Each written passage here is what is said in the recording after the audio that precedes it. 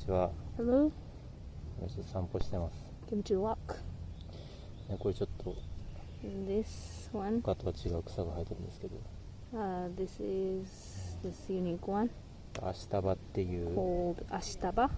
と見分け方は How to identify.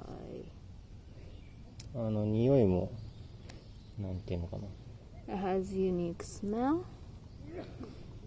It's like かじってなんていうの、アシタバの味がするんですけどあ and とは you bite the straw and then taste アシタバっ Ashitaba. てこれなんますかね、切ると黄色い汁が So when you cut the Ashitaba,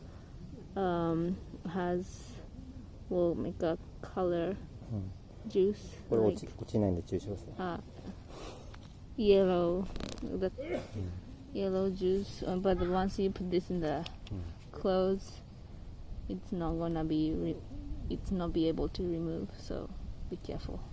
美味しいんでちょっともらって帰ります。 Well, this is delicious. So we'll take some home.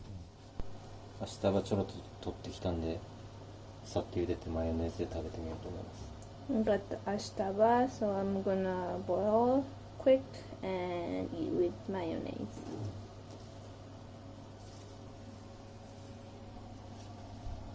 30秒ぐらい茹で About ます。 30 seconds. アシタバのいい匂いがしてます。 It smells ashtaba. Really. Yeah, there's アシタバ。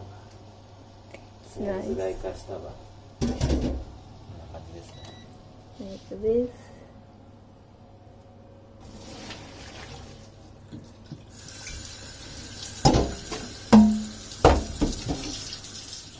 OK。こんな感じです。 Like this. It's done. 冷蔵庫開けてびっくりしました。マヨネーズなかったです。 It was surprised when I opened the fridge. I didn't have mayonnaise. Yay. マスタードで。 I'm eating with mustard instead. まあ、この若いのは柔らかいと思うんで、ちょっとこれ The から。 young one is soft. I think.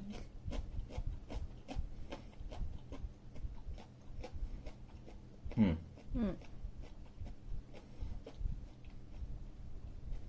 美味しい。な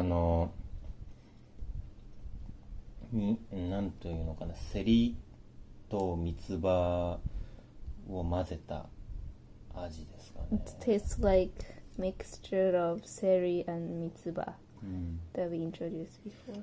これはちょっと硬いかもしれない。 And this part might be a little hard. Look at this. うん。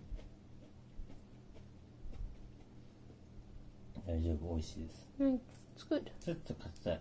Yeah, it's hard, but it's the taste. Still good.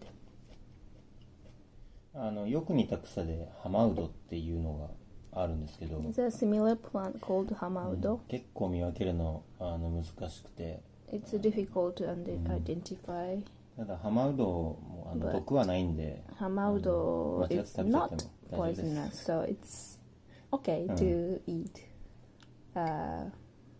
raw. 地方によってはハマウドもハマウドの若葉を好んで食べる人もいるみたいなんで、本当に大丈夫だと思います。ただアシタバとは多分ちょっと味が違うかなと思います。 But tastes a little bit different.